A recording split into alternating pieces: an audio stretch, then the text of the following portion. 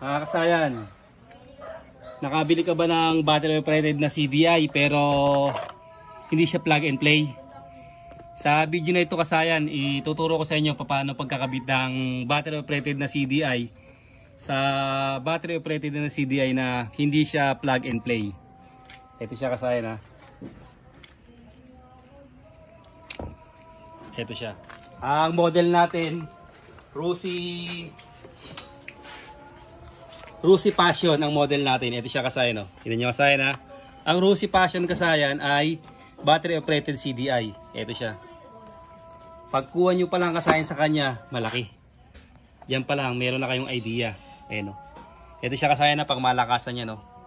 Ganito rin kasayan ang tatak ng Macho 175. Halos ganito rin yung forma niya. Isipon na rin ako, nahawa na ako sa camera woman natin ha. Ito siya Kasi ninyo kasayan, 4-pin CDI.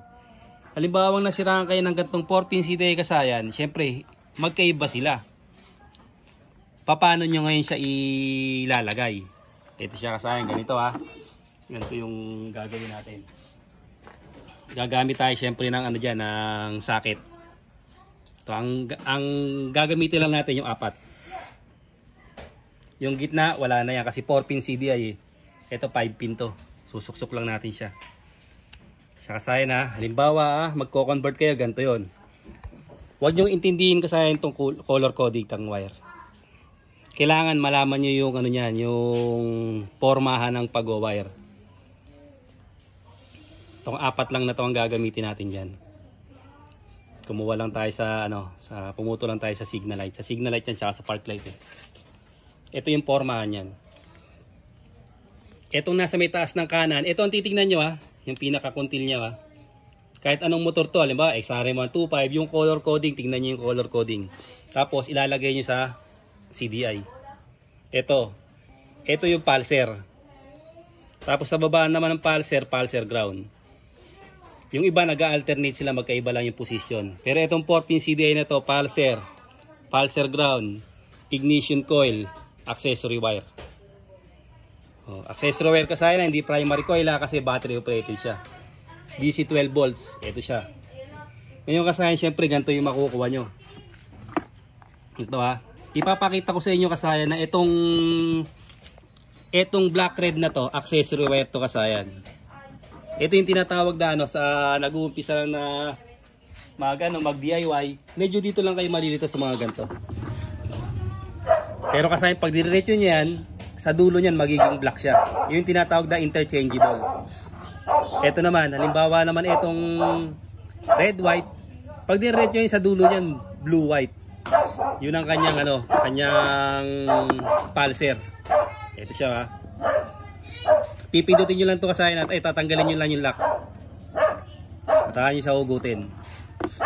Yan ang kulay Kasi isipin nyo, uy ano yan black white yan, ibig sabihin to primary coil. Hindi kasayan, 4-pin CDI ito. Battery operated itong motor na to. Ito, bubuksan natin siya.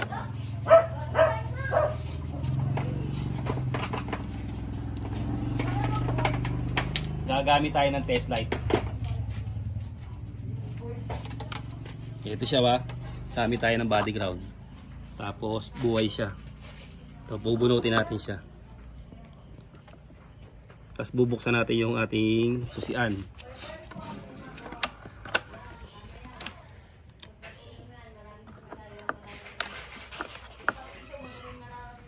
Yan siya kasayan Ibig sabihin kasayan, accessory wire. Patayin mo yung susian. Ayan siya. Buhayin mo. Accessory wire siya kasayan kahit ang kulay niya black red. Na ang kulay naman talaga niya kadalasan, lalo sa mga Honda ay primary coil at saka sa mga China motor tulad ng mga Motor Star. Ito siya. Tapos kasayan, pag chinek nyo yun, nasa negative kayo, syempre lipat nyo lang siya sa positive. Check nyo na rin muna yung bibigyan ko na rin kayo ng idea sa pag-check.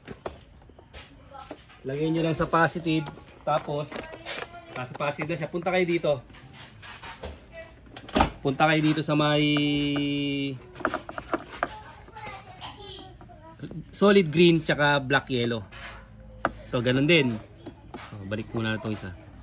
Bukan nyo lang to ha, ito to. Yung pagtanggal niya, ito to. Tanggalin nyo lang, angat nyo lang yung lock, lumalak sa kanya. Tapos test nyo na siya. Test nyo na yung ating ignition coil at saka yung ano. Positive ha, positive to kasaya na.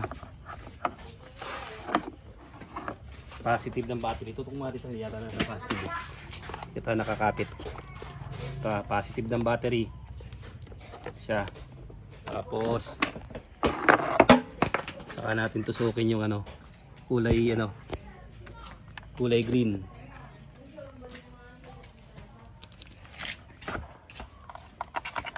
Wala. Tatanggal. Hindi, kahit ano yan, kahit nakapatay, okay lang yan. Tatanggal ba? Kumakalas. Hawakan mo, ano mo to ha, parang di mo tumumba. Itong ano, nababaksa kasi yung ano, yan. Pwede siya kasayan ha. Ayan. Ito yung ignition coil. Okay, buo. Tapos ito naman yung ano, yung ground. Buo siya. Tapos accessory wire. Yung pulser, siyempre, hindi naman basta-basta natin natetest yung pulser. At saka hindi naman basta-basta nasisira ang pulser. Birang-bira siya masira. Lalo sa mga battery operated na motor. Accessory wire. Nakabuhay na. Isusian. Okay na. Check na naman natin ito kanina eh. Sige, patayin mo na. Ito na siya ngayon kasaya na. Siyempre, bago kayo magpapalit, kailangan na troubleshoot nyo na yan. Na lahat tong ano na to, may mga supply to. Kasi kung sa plug and play, wala naman kayong problema dyan kasi iyaano nyo lang siya. Susok-sok nyo lang, okay na. Paano kung ganito naman yung ano, ganito naman yung wire. Tapos ang gagamitin nyo na 4-pin CDI yung ano siya, isuk-suk lang siya. Ito. Tandaan nyo kasi yung pulser ground, ignition coil, 12 volts, accessory wire. Ito siya. Pag nilagay nyo sa red, kagaya ng isang kasaya natin na ilagay nyo sa red, laging buhay yung ano, laging buhay yung motor niya kasi nalagay niya sa positive, sa live wire. Dapat accessory wire para napapatay yung motor. Yan yung magsisilbing kill switch, yung pinaka accessory wire. Ito siya. Unahin na natin yung ano, yung kanya accessory.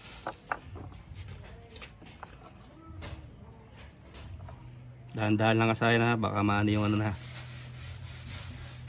Baka mabawasan ng hibla. Accessory, pulser. Kadalasan kasi pwede nating ano, gawing idea dito para malaman natin na pulser siya. Checkin muna natin yung mga iba, yung alam natin. Tulad nito ng ground, alam natin siya na green. Yung black yellow, alam natin na ignition coil. Tapos yung isa, checkin na natin kung alin na accessory. Nakuha natin accessory, itong black red automatic pulser yang ano na yan, pulser yang red na may lining na white, pero yan din yung nakalagay sa regulator na pwede natin itong i-battery operated.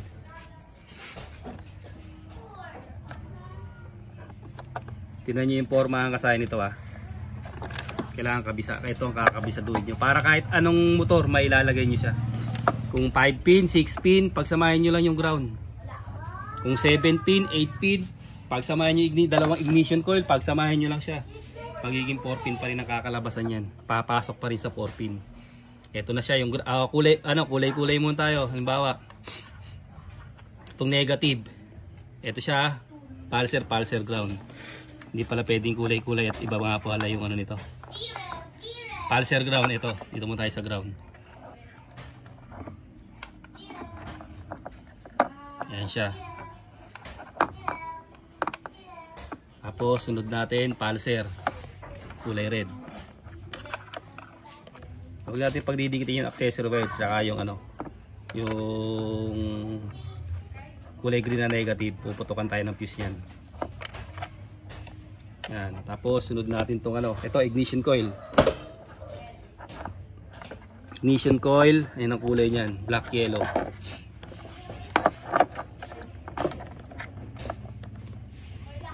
Pagdating sa ruser yan, maraming black yellow, pagsasamahin nyo lang yan.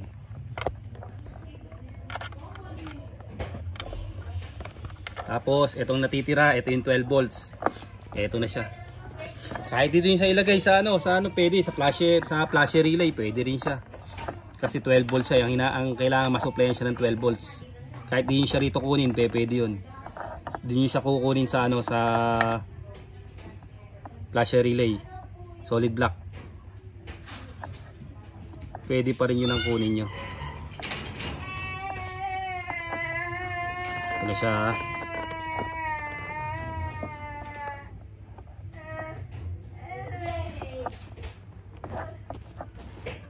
Walayin natin para hindi siya magano, hindi siya magdikit.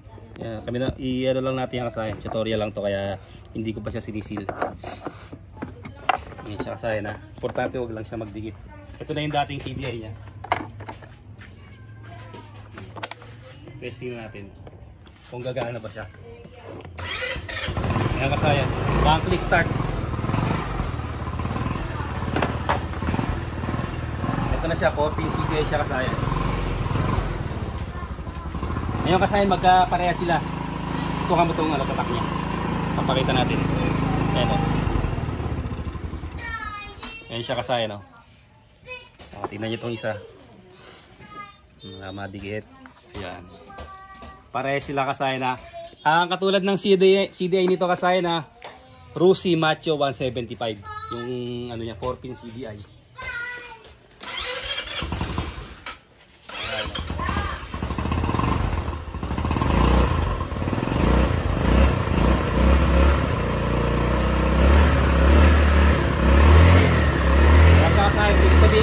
Saktong-sakto siya, wala siyang ano, wala siyang bugak-bugak, walang palyado,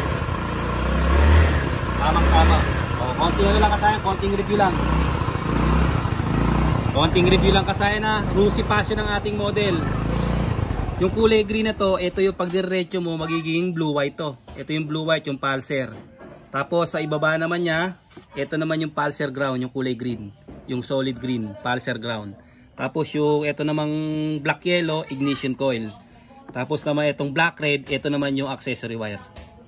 Ganoon lang kasayan yung paglalagay ng battery operated na CDI sa hindi plug and play. Kailangan lang nating i-wiring kahit maging ibang CDI pa siya, pwede siya. Hanggang dito na lang mga kasayan. Salamat sa panonood.